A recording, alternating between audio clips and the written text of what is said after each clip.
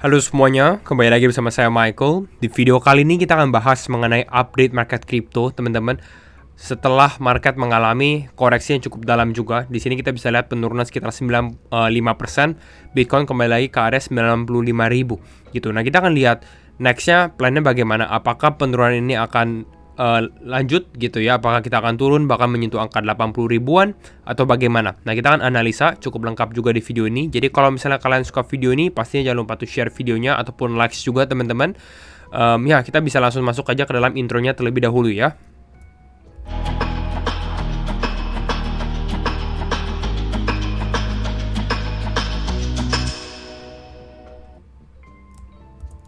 Oke. Ya, coba kita lihat untuk overall market sendiri ya. Kita lihat bahkan Ethereum turun 7,5%.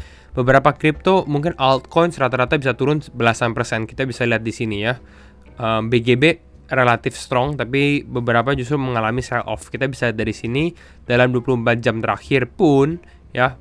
Nah, ada Filecoin mengalami penurunan, ENA, Hyperliquid bahkan bisa di bawah $20. Saya rasa kalau Hyperliquid di bawah $20 itu kalian bisa perhatikan juga teman-teman, atau hype ya. Lalu ada Pengu, ini beberapa kripto yang strong beberapa hari lalu malah mengalami penurunan cukup dalam. Nah, apakah ini adalah waktu yang tepat untuk beli atau serok? Nah, kita juga akan bahas di video ini. Nah, secara fear and greed teman-teman, kita masih di area greed. Bahkan penurunan ini belum membuat market ke area fear. Ya, jadi kalau saya rasa secara simpel mungkin belum waktunya untuk beli juga gitu ya. Mungkin market akan lebih ke arah konsolidasi. Nanti kita akan bahas lebih detail di technical analisisnya juga teman-teman. Nah, kita bisa lihat overall saat ini juga dalam 24 jam terakhir ada kisaran $700 juta yang terkena reg atau bisa dikatakan liquid gitu. Mungkin beberapa dari 700 juta ini ada uang kalian juga teman-teman, mungkin ada kena stop loss ataupun kena liquidation gitu ya. Tapi nggak apa namanya, kalau kita trading ya ada wins ada lose juga gitu ya. Dan kita bisa lihat sebenarnya kita lihat kemarin gitu ya, kenaik secara liquidation sendiri nggak terlalu besar ya. Walaupun di sini kita katakan 700 juta, kalau kita lihat dari overallnya di sini ya, dibandingkan dengan beberapa minggu lalu di Desember akhir atau bahkan di awal Desember gitu ya, ini liquidationnya lebih besar gitu. Tapi ya cukup dalam penurunannya. Jadi kita coba bahas juga apa yang menyebabkan penurunan ini. Apa yang membuat Bitcoin mengalami penurunan di sini sekitar 6%-an lebih. Nah, kita akan coba deep dive lebih dalam, teman-teman. Sebenarnya ada beberapa alasan. Mungkin kita bisa lihat adanya another virus gitu yang datang, HMPV gitu ya, ataupun yang lain. Tapi menurut saya yang the most logical, yang lebih logic gitu ya, itu adalah bond yield. Jadi kalau teman lihat bunga dari bond di Amerika, memang kemarin itu ada pengumuman lebih tinggi, naik lebih tinggi gitu. Nah, kita tahu bahwa kripto sendiri bisa dikategorikan sebagai aset beresiko, teman-teman. Sedangkan bond ini mungkin resikonya nggak tinggi, lebih karena low to medium risk untuk bond atau obligasi. Jadi kenaikan yield dari bond ini gitu ya, membuat apa? Membuat investor mungkin lebih pilih untuk mengambil safe choice-nya aja gitu. Sehingga ini yang membuat market crypto juga mengalami penurunan gitu. Istilahnya duit besar keluar dari market crypto masuk ke bond aja gitu. Karena uang di bunga di bond lebih naik, lebih tinggi gitu. Nah, apakah valid? Ya sebenarnya kalau kita lihat juga di sini, ini untuk market saham Amerika juga mengalami penurunan untuk perusahaan-perusahaan besar, khususnya perusahaan tech juga. Kita bisa lihat dari sini. Jadi bisa dikatakan ya cukup valid, karena ini kita langsung lihat ke dengan market resiko berikutnya, gitu kan. Saham dan juga kripto kan bisa dikategorikan sebagai aset finansial yang paling beresiko, gitu. Nah, saat ini state dari market atau status dari market saat ini, kalau menurut saya pribadi akan lebih ke arah macro driven. Jadi, kalau misalnya kita mau lihat Bitcoin mulai naik lagi atau bahkan mau balik lagi ke area 100.000, itu akan lebih ke arah makro atau big news, mungkin sebagai strategic Bitcoin reserve ataupun apapun gitu ya, news terhadap Bitcoin.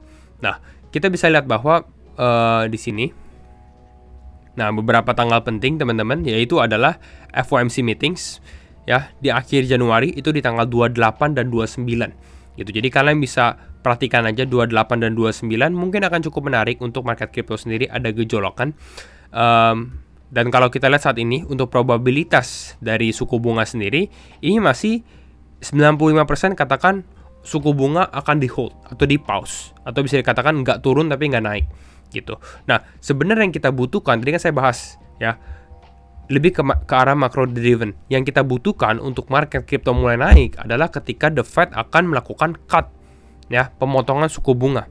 Jadi kalau misalnya ternyata ya di tanggal 28 atau 29 the Fed malah cut suku bunga, potong suku bunga, itu mungkin akan trigger another upside lah untuk market. Mungkin bisa naik. Tapi saat ini probabilitasnya berapa? 4,8%. Nggak terlalu bagus lah ya kalau misalnya teman-teman mau market naik istilahnya dengan pemotongan suku bunga.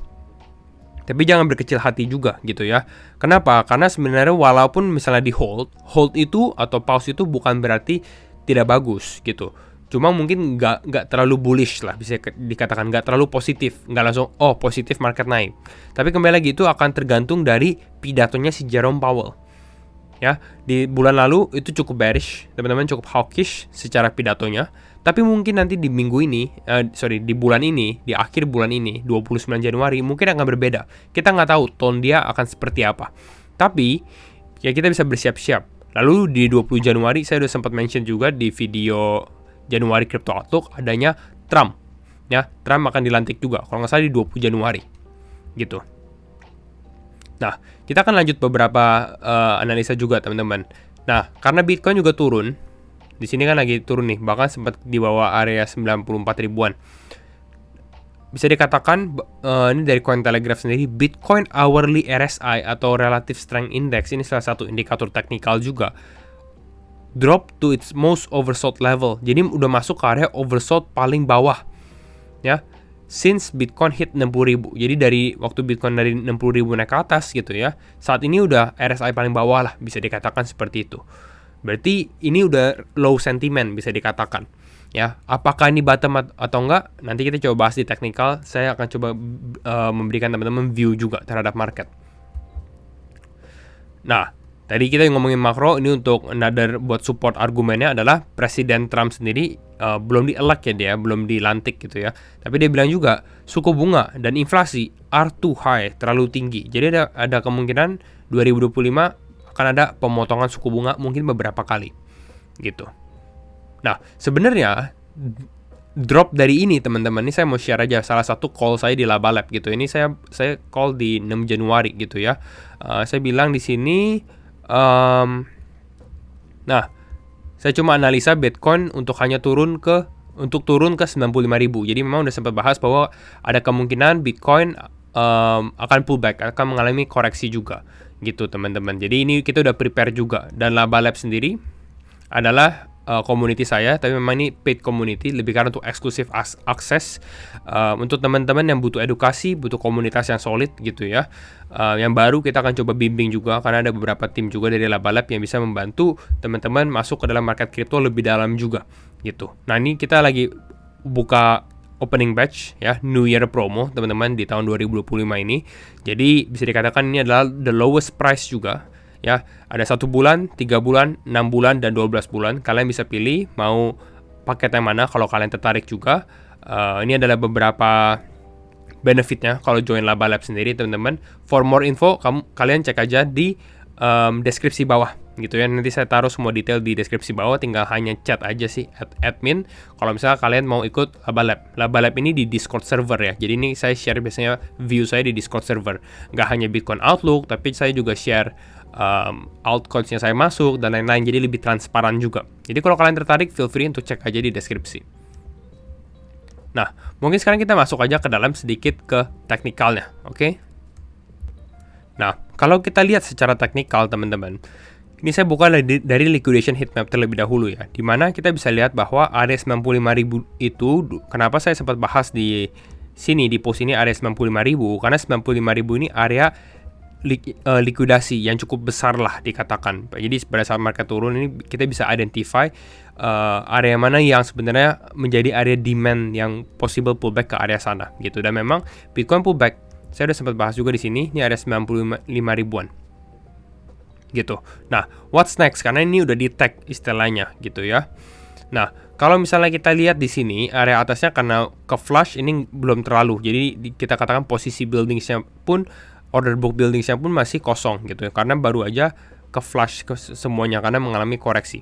Nah, kalau kita lihat mungkin jangan di time frame 1 jam, kita coba lihat di 4 jam atau 8 jam jadi lebih valid teman-teman. Nah, karena nih area demand-nya udah ketek gitu ya, udah hit istilahnya. Saya ada sempat analisa juga, adalah potensi mungkin market akan ada sedikit pump, sebenarnya bukan pump sih, lebih karena recovery.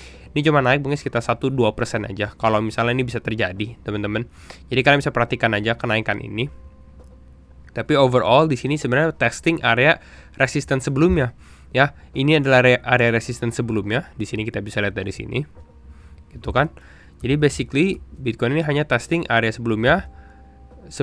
Baru nanti mungkin akan melanjutkan penurunan. Kenapa bisa bilang seperti itu? Karena belum finish ya penurunannya gitu. Dan saat ini kalau misalnya kita lihat pun juga bahwa seller atau penjual masih dalam kontrol gitu. Jadi tren saat ini lebih ke arah masih short term bearish kalau menurut saya gitu ya.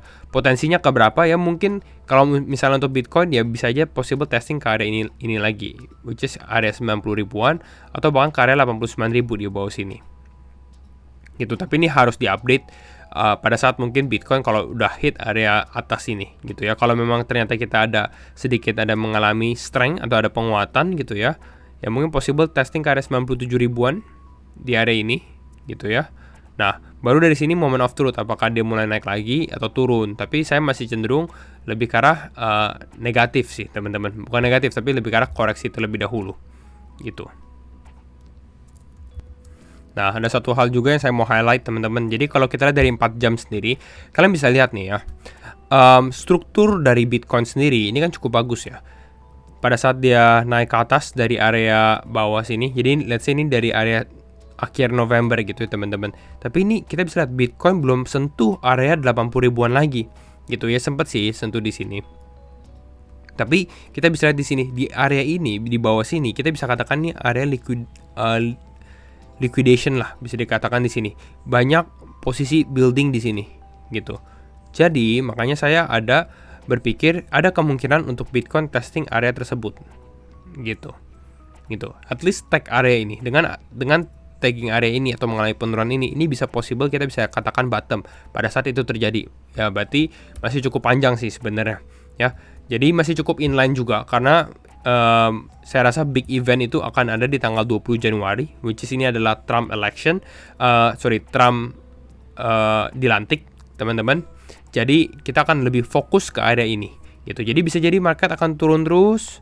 Sebelumnya nanti pada saat market si Trump dilantik baru mulai mengalami kenaikan gitu. Itu salah satu skenario yang kalian bisa perhatikan juga gitu. Mungkin overall itu aja teman-teman untuk analisa Bitcoin, analisa market crypto juga. Jadi kalau misalnya kalian suka videonya, jangan lupa untuk share videonya juga teman-teman. Dan kalau kalian mau daftar Laba Lab, feel free juga untuk daftar Laba Lab. Kita akan close di minggu ini. Jadi kalau misalnya kalian lihat video lagi udah nggak ada gitu ya, karena udah close batch. Jadi kalau mau langsung take action sekarang juga. Ya, itu aja dan ya see you all in next video. Bye bye.